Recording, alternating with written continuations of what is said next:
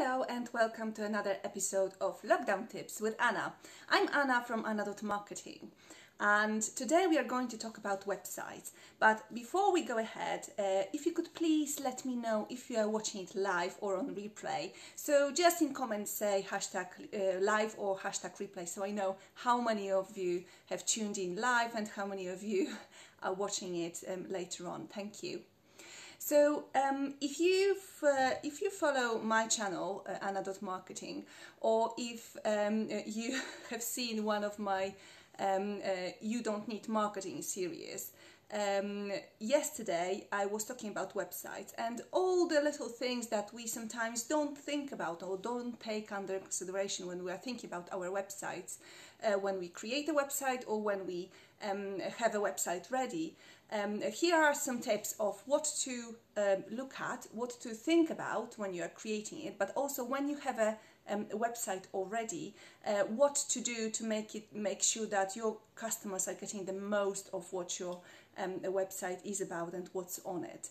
So I'll just show you quickly. I've got a little snippet of, I absolutely love having some kind of diagrams. I love the plan, to have a plan, and so I'll be just going step by step of what I've written here. But also, if you've got any questions, I'll be happy to answer them. Just let me know if there is anything in particular that you want to know.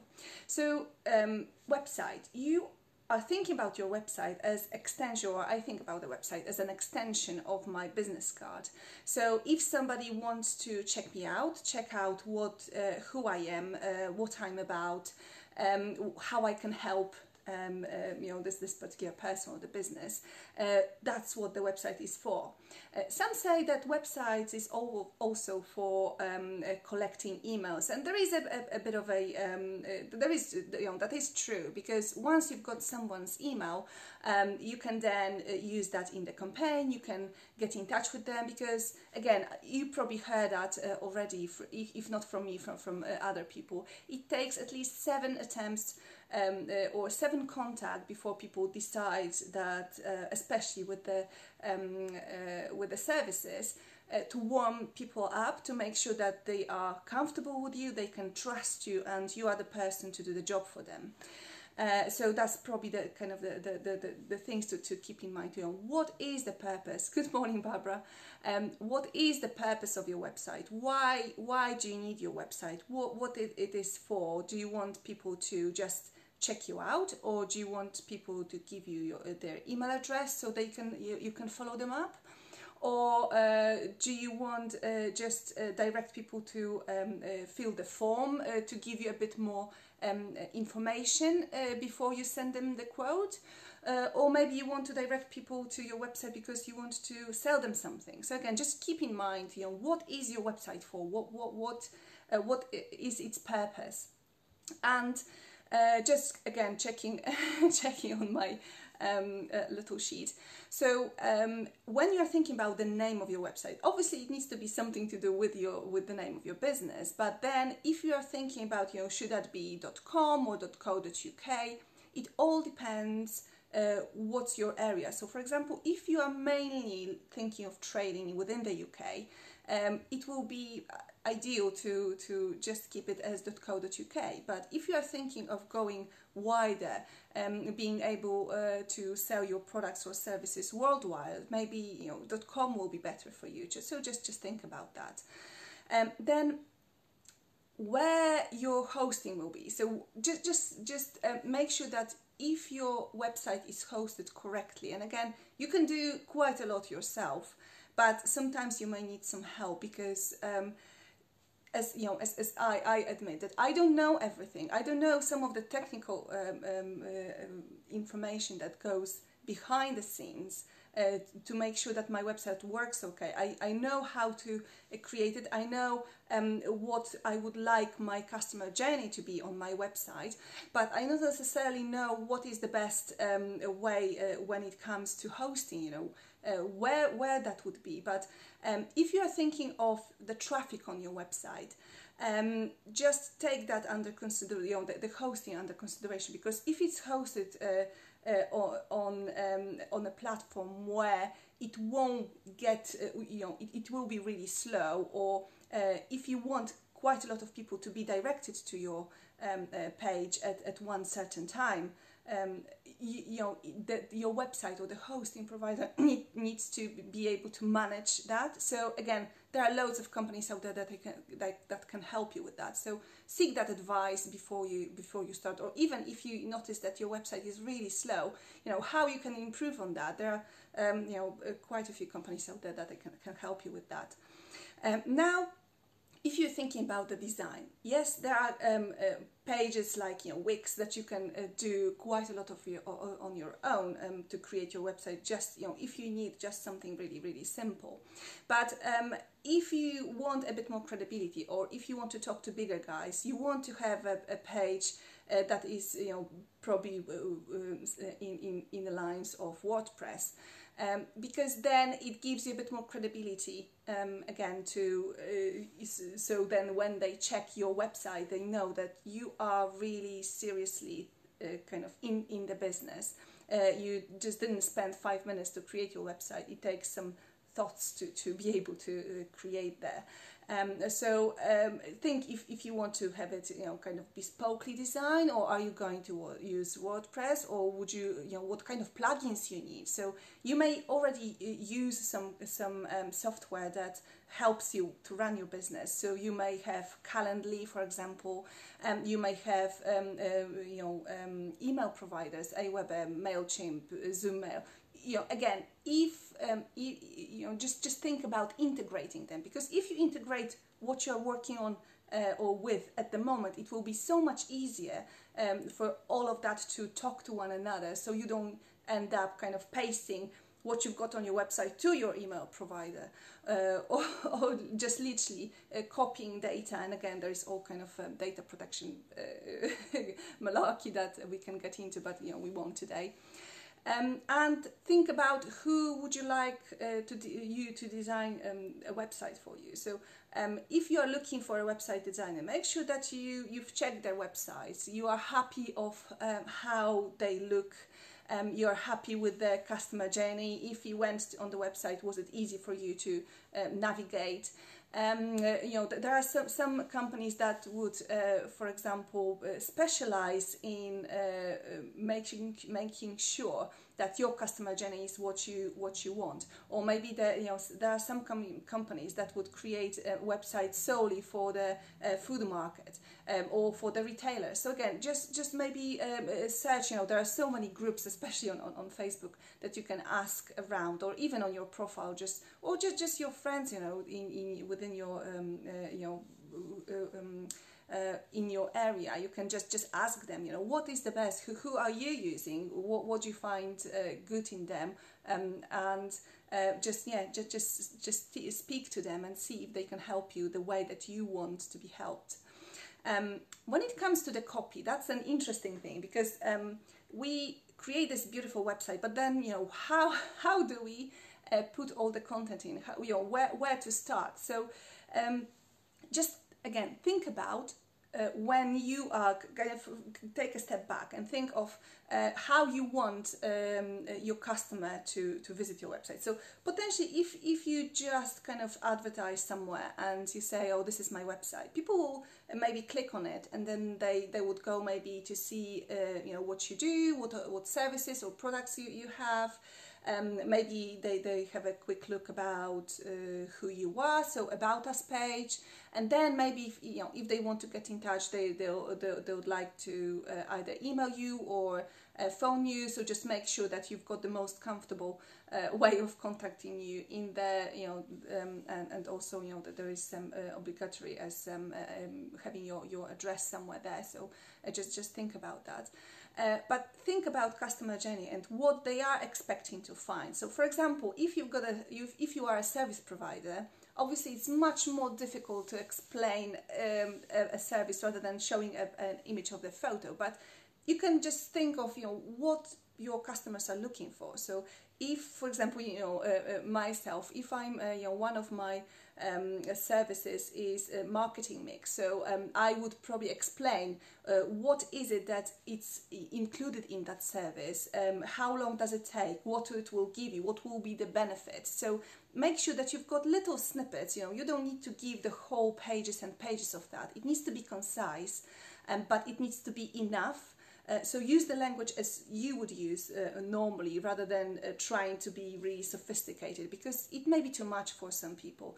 And especially if it's really specialist area that you are dealing with, they may need to know just a snippet of it and the benefits, rather than the whole, as I said, pages of that. So thinking about the copy, just always think of what is best for them, how it can help them when they're visiting your page, and how all those products and services, you can list the features, but you need to also give them an idea of how it would help them in their everyday life, or how it will help them in the business.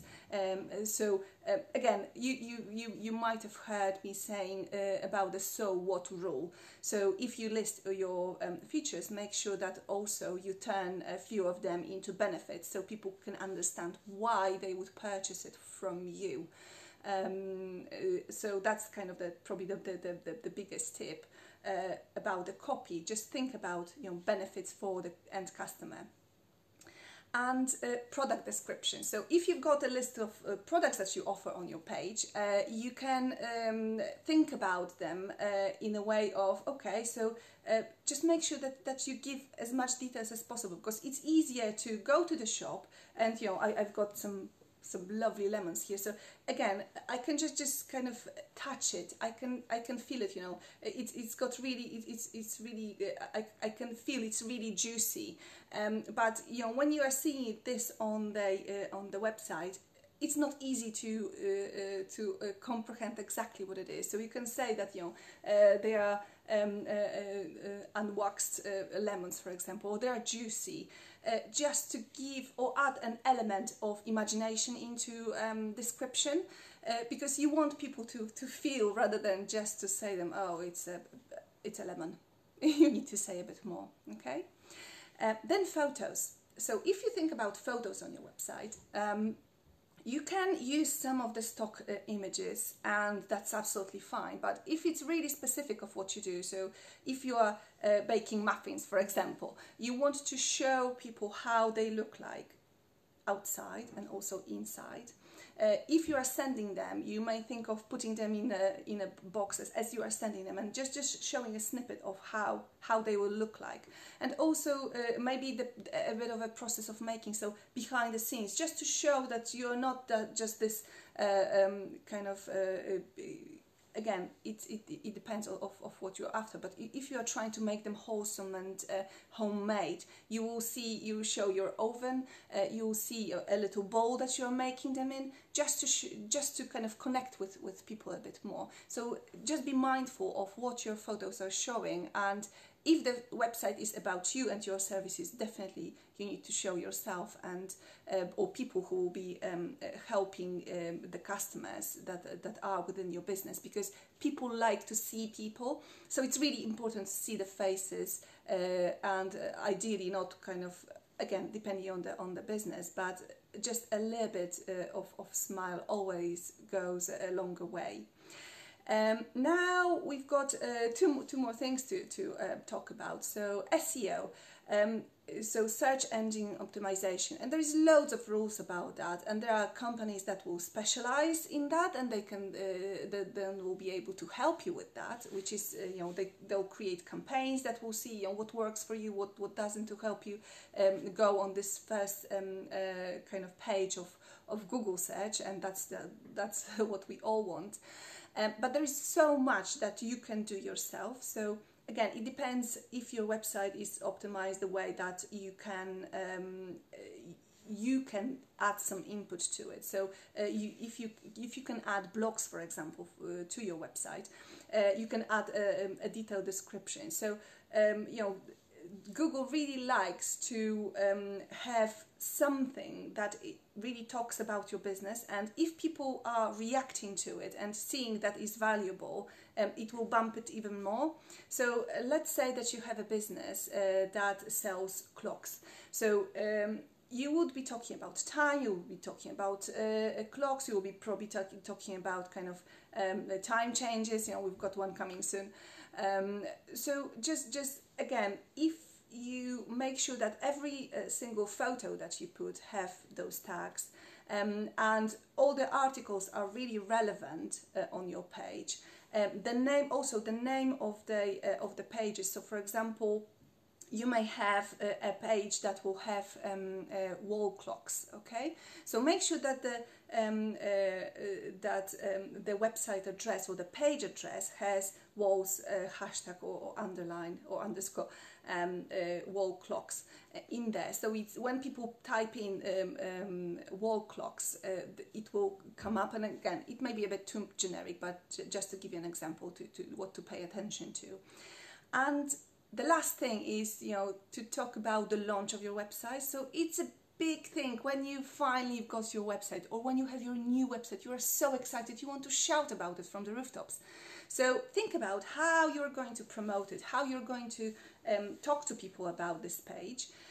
One of the clever ways, maybe not clever ways, but it is clever to ask people about their opinion of what they think about your website, because this way they'll go into almost every single page and they'll check it out for you.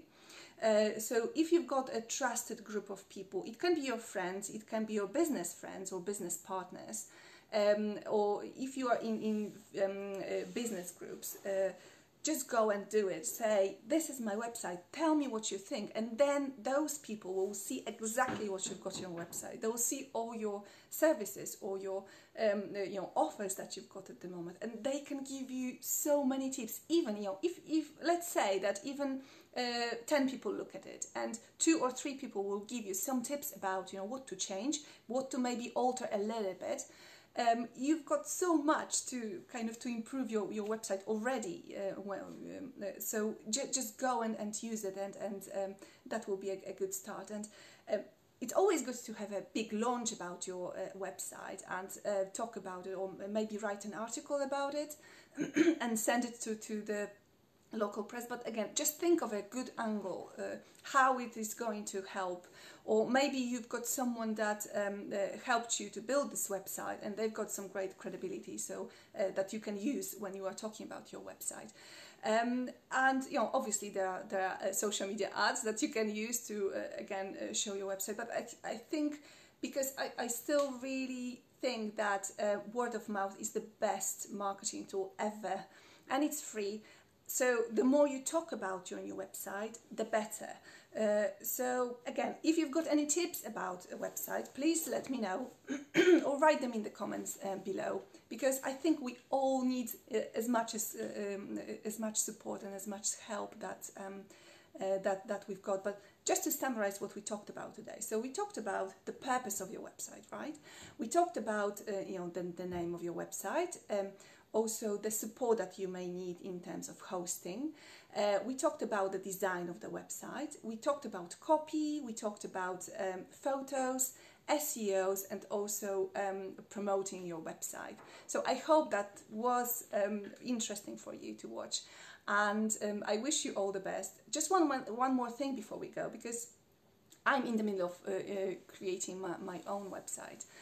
So that's really exciting for me, just to go through it and do it all for myself. But at the moment, I also have a promo running, and this promo is is 30% off brand strategy, and this is a fabulous session. And in the 4 hours, we can go through your thoughts and find a focus for your business, so you're ready to take this leap and take your business to another level. So if you're interested in it, the promo still runs until I think you need to sign up before the 20th of March to get the 30% off. So get in touch if you're interested. But yeah, if you've got any comments, or if you've got any questions, please ask them either in the comments or just message me, and I'll be happy to help. Thank you very much. Take care and have a lovely, lovely day and a lovely weekend. Bye-bye.